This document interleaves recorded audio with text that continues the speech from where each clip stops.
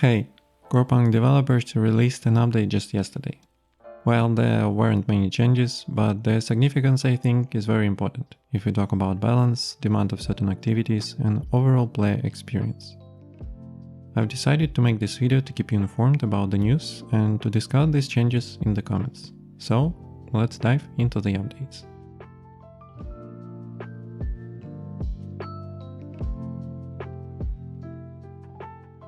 Let's start with what I consider most important.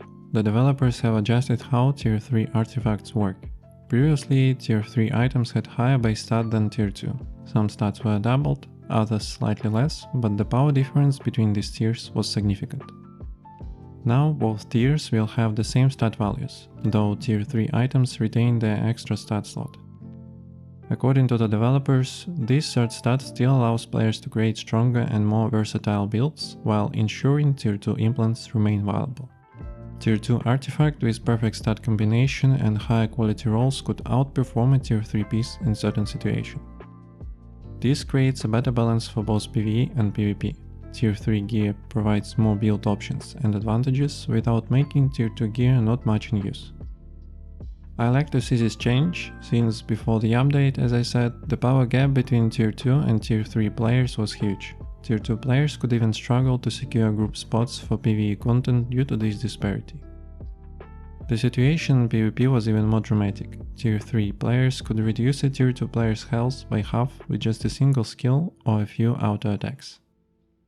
It's also important to mention the balance significance. Previously, Tier 3 geared players could defeat bosses in just 10-15 seconds.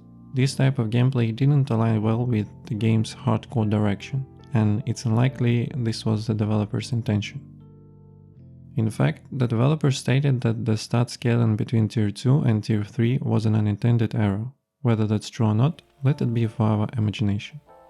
What matters is that high-level content has become more appropriately challenging, making it more enjoyable for most players. While it's unclear if players still will be able to AFK farm bosses for epic resources and high-tier items, one thing is certain. These changes have made the in-game content healthier, which is definitely good news. Now let's talk about an interesting change to mana mechanics. The developers noticed that mana wasn't really playing its intended role in the game. You see, during alpha testing they had nerfed mana related stats so hard that players basically ignored them completely. Nobody cared about mana or mana regeneration anymore, which wasn't great for build diversity. But that's what about to change with this new patch. Developers increased mana consumption for some skills, and more importantly, they made it scale with the player's stats. So if a skill's power depends on attack damage, its mana consumption will scale with the player's attack damage. Similarly, if the skill's power depends on spell power, its mana consumption will scale with spell power. Generally, players will actually need to think about their mana management now. If you want to go all in on damage or healing stats, you'll need to consider the mana costs that comes with it. Sure, you can still build those high burst damage characters, but you'll need to figure out how to sustain your abilities with enough mana. This change should make mana and mana regen important stats again, adding another layer of strategy to character building. Now let's discuss the synthesis machine updates. The developers have added new 6-to-1 recipes to the synthesis mechanic, allowing players to convert multiple lower tier items into one high quality piece. They've also introduced new variations for Tier 3 artifact crafting and quality upgrades, along with recipes for Tier 2 overclocked and upgraded weapons. Additionally, several previously broken recipes have been fixed and should now work properly.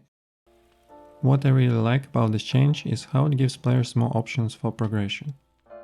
We can also make use of those lower rarity items now, that might have been sitting in your inventory, and there is more room to experiment with different combinations to find what works best for your build. Let's talk about hero balance changes. The developers have started making some tweaks to different heroes, though these are just the first steps. While the changes aren't huge right now, they are part of a bigger plan to make sure all heroes feel fair and fun to play. The dev team is taking their time with this, carefully looking at how each hero performs, and we can expect more substantial balance updates in the coming patches. It's great to see they are committed to getting the hero balance just right. And finally, let me share some news about future updates. The developers have just announced that they are working on some enhancements and additions to the gameplay. This isn't just a simple patch, we are talking about a complete transformation of how the game plays and progresses. What's really interesting is that they are planning to roll out these changes gradually over the next few weeks.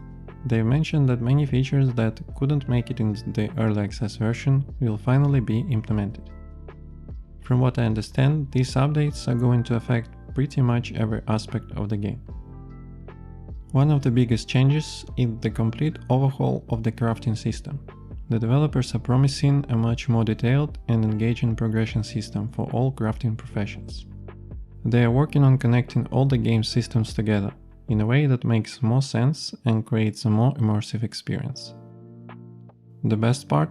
You won't have to wait long to learn more. The dev team has promised to release detailed information about this new system soon, explaining exactly how everything will work together. And in just a few weeks, we'll all get to try these changes for ourselves. Now that I've covered all the major updates from the developers, I'll wrap up this video. I'd love to hear your thoughts about these changes in the comment section below, and don't forget to leave a like if you found this helpful. Thank you for your time.